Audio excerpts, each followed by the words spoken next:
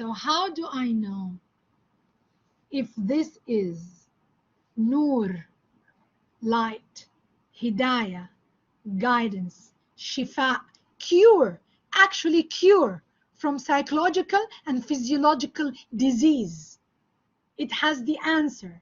It has the book of wisdom because it came from the source of the knower of the unknown. But I keep it aside. And not only that, more time passes by, not only it become a seasonal book, we associate it with death. When you go on road trip and someone flip the radio and there is the channel for the Quran, because والله ما احنا في عزا.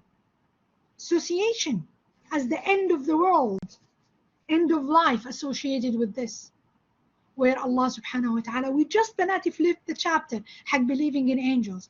Jibreel alayhi salam was in charge of the revivement of the heart, Hayatul Qulub. How Jibreel is gonna revive my heart? By giving me the words that revive my heart. But we don't, because we alienated ourselves from it. We hardly now know how to pronounce the words. And by the way, Banati, just so you know, this machine is my pen. When I read the Quran, I make sure that the pronunciation is how Prophet Muhammad ﷺ read it from Jibreel alayhi salam. Every one of us needs to recite the Quran after a teacher to make sure we're pronouncing it correctly. Because when you change the pronunciation from Dhamma to Sukun, the meaning differs. When you make it Mansub or Marfu', the meaning of it becomes from doing the action to the recipient of the action. Very important to read it as Prophet Muhammad ﷺ got it from Jibreel alayhi salam. So with the two stories I told you now, Banati, I promise you it's your life coaching guide. You have the answers there. But the Quran, Banati, has a mystic thing about it. It will not reveal itself unless you are seeking the truth. Not only that, Allah subhanahu wa ta'ala يقول يهدي به كثيرا ويضل به كثيرا. Oh my God, you just said it's guidance. But if you holding the book to prove otherwise, you will get it. If you held the book to cure, you will be cured. If you held the book to find light, you will find light. It's a magical book. Sacred words, like mantras. We know mantras from Sanskrit or from yoga, but we don't know that this is our mantras. This is what Allah subhanahu wa ta'ala told us to hold on to transform our life. But we distant ourselves. لعلمكم بناتي, just for your information, FYI. Subconsciously, some books that are not Quran as guidance. Yes, and this is the sad. And Banati, thank you, Ya Rana, you say that. Because when you watch the video, Dr. Dalia Mujahid says Tawheed is important. So how do I know Tawheed? I have to go, if this is the source of Allah subhanahu wa ta'ala, then this will become my lens. This will become my worldview. So anything I read has to go through this filter. If it's managed to go through it, then I accept it. It is my ultimate guide. A lot of people, they take pride in themselves into they are an amazing reader. I will show you 2 videos. It will be part of your activities from an agnostic Jew about reading the Quran. Wallahi la ilaha illa huwa banati. When I saw those videos, I felt ashamed of myself. And when I saw those videos, it was the beginning, my journey of taking this Quran seriously. I said, if an agnostic Jew got the information she got out of reading the Quran once in her life, I read it more than 100 times, and I didn't get it because I didn't read it the way she read it. So it's time I do the same thing. That was the beginning of the journey. طيب. Now بناتي, Quran Kareem, Allah subhanahu wa ta'ala. We don't know our Arabic language. The word Quran, the roots words for it, قرأ mean جمع وضم, mean incubated, encompassing. So Quran mean encompassing everything that we need.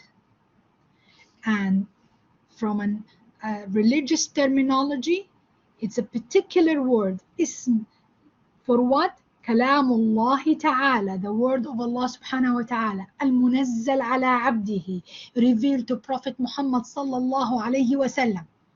Specifically, we're referring to this. Okay? طيب.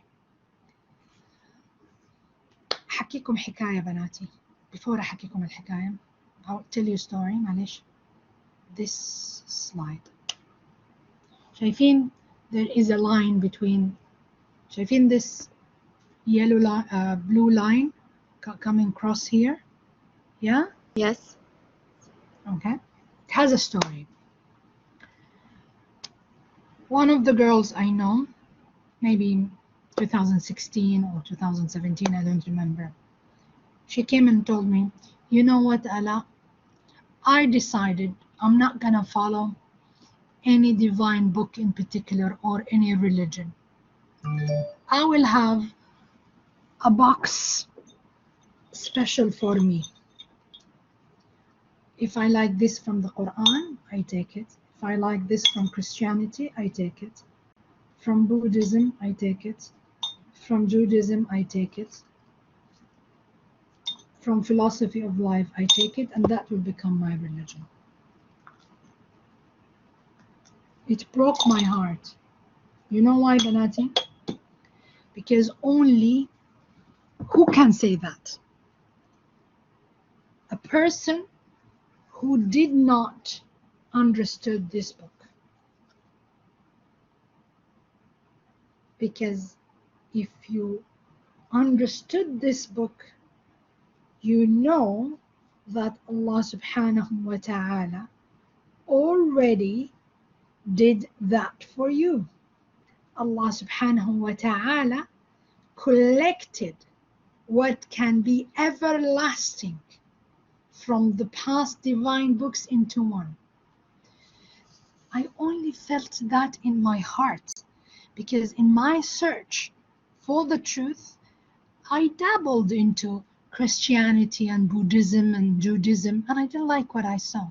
But I saw some similarity, but I couldn't prove it until I found this page in a book that was written by my cousin, Dr. Muhammad Abdul Aziz Nasif. You can click on it and it takes you to the book. And I'm reading this hadith and it blew my mind away. Hadith says, وائل بن الأسقع عن النبي صلى الله عليه وسلم يقول أعطيت السبع الطوال مكان التوراة.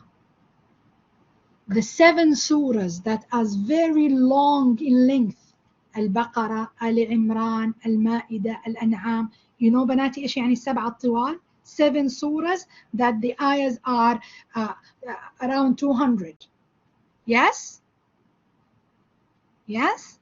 So Prophet Muhammad ﷺ is already teaching us that what's in those 7 surahs are similar to what's in the Torah, what Musa alayhi salam came with. وَأُعْطِيتُ الْمِئِينَ مَكَانَ الْإِنْجِيلِ. Mi'in, any surahs, 100 ayahs or around 100 ayahs. So any surahs that's in the hundreds, 100 plus, 100 less than 100, these are instead of the Injil, the Bible. وَأُعْطِيتُ الْمَثَانِيَ مَكَانَ الزَّبُورِ وَفُضِّلْتُ بِالْمُفَصَّل. If you look بناتي في كتاب دليل القرآن, it tells you that المفصل, I think it's from سورة الجاثية إلى نهاية القرآن, to the end of the Quran. So, it's true then. I don't need to do the process she did. Allah subhanahu wa ta'ala, because this is gonna be the last book till Judgment Day. It contained the best of every book. When you're gonna see the video for Leslie Hazelton, she's an agnostic Jew, yani was born Jew. She says 30% of the Quran similar to the Bible and the Torah. So why do I need to dismiss this? Read it, understand it, comprehend it before you move to another religion or another book.